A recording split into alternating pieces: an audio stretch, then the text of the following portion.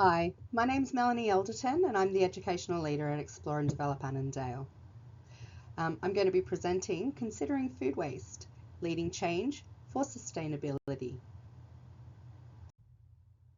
I'd like to begin by acknowledging that I'm recording this presentation on the land of the Gadigal people and extend that acknowledgement to the Aboriginal lands that you might be watching this presentation from. I acknowledge and pay respect to elders past and present, for they hold the memories, traditions, cultures and hopes of Aboriginal and Torres Strait Islander peoples across our nation. I also would like to extend respect to any Aboriginal and Torres Strait Islander colleagues. Explore and Develop Annandale is a little long day service just 5 kilometres from the Sydney CBD. Sustainability underpins our values and informs all decisions from managerial to pedagogical. It has informed our leadership structure, which includes a full-time outdoor and sustainability teacher, who is an ECT and an important part of our leadership team. This privileges education for sustainability across all learning groups, from birth to 5 years. Having a champion to lead those practices for sustainability in the classroom, working with all of the educators and all of the children, has been an absolute game changer for our service and has supported the pedagogical practices that support education for sustainability.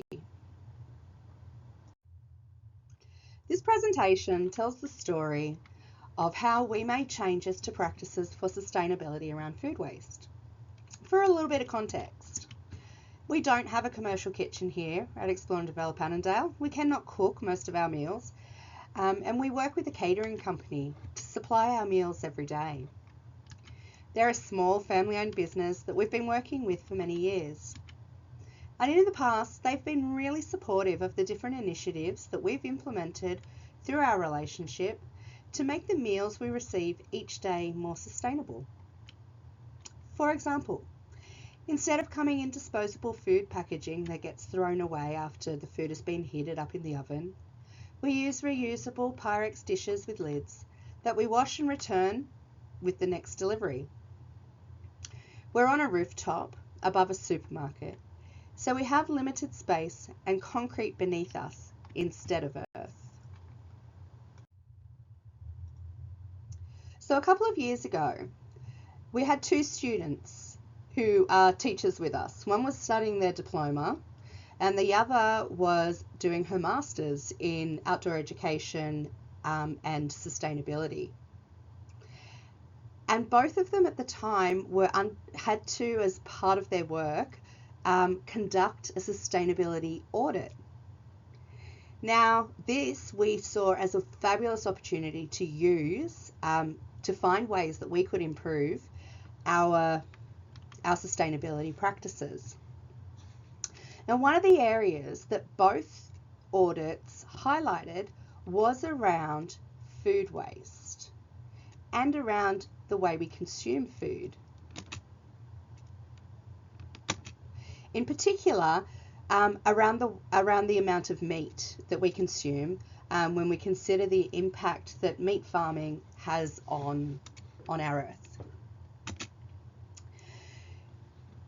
The process of the audit invited us, when we decided to take it further, to research, and there were some reflective questions that we kept coming back to.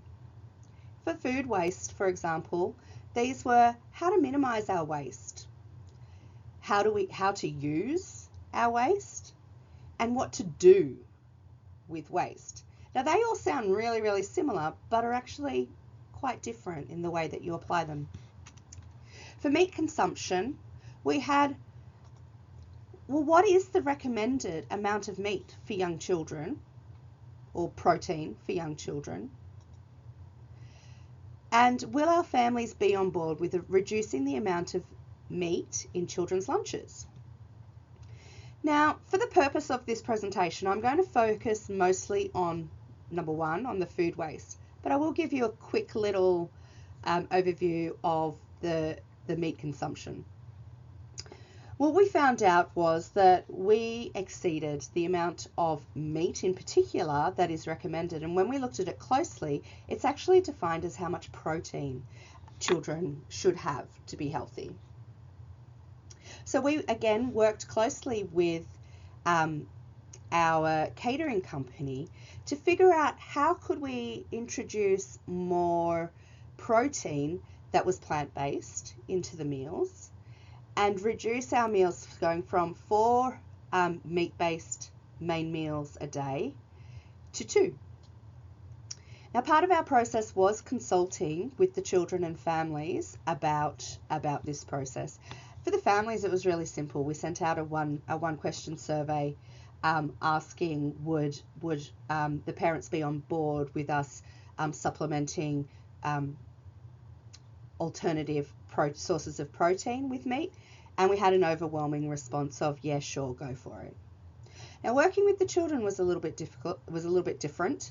It's hard for a 1-year-old to tell you about the meat, but so instead we actually looked at what children were consuming and thought about it that way. Now, all of this thinking as well was thought through the lens of the Sustainable Development Goals, the UN Sustainable Development Goals. So those were a point of reference that we could touch base with and consider in our thinking around this. So when we think about leading change, any sort of change within an organisation, there are some strategies that you can implement to help make that successful. Here is just some of the strategies that we used here to support the change process. We recognise that change is difficult for some people, even if they believe in it and they know that it's the right thing to do. So one of our main strategies is communication. We need to have, to make our whole centre approach shift around things, we needed to have the educators buying in and wanting to be a part of this, a part of the changes that we're going to make. We also needed them to be a part of the solution to the problems that we were seeing. To do this, alongside the UN sustainability goals, we also considered our service values and philosophy. And that was a great anchoring or underpinning place for us to revisit when we couldn't come together on a decision.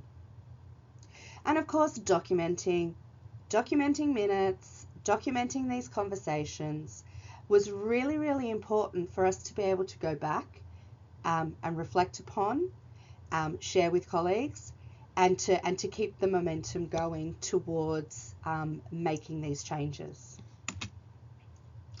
The other part of, in early childhood, the other part of decision making or change making is the importance of consulting with children and families.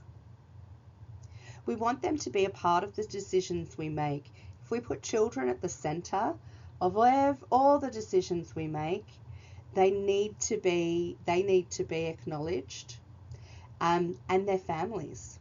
It's really important.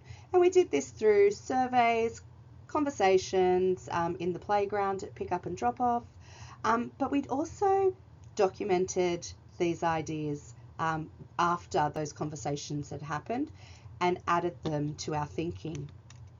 Now, the place where all of this documentation came together to capture our thinking around why we needed to change, how we were going to change, what we were going to do about it, was our quality improvement plan.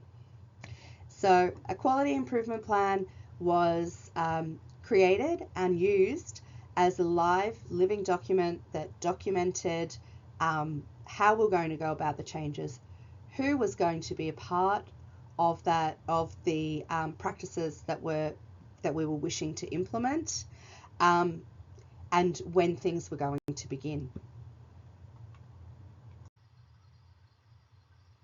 Now we know that we want change to be successful. We need everyone on the same page. We need to be moving towards the same goal. And one of the strategies that we did to make this happen, allow these things to happen, was to slow down. We couldn't decide today and start it tomorrow. We needed to break it down into small changes that happened over time. And we needed to ensure that everyone felt positive and believed that this was the right thing to be doing here.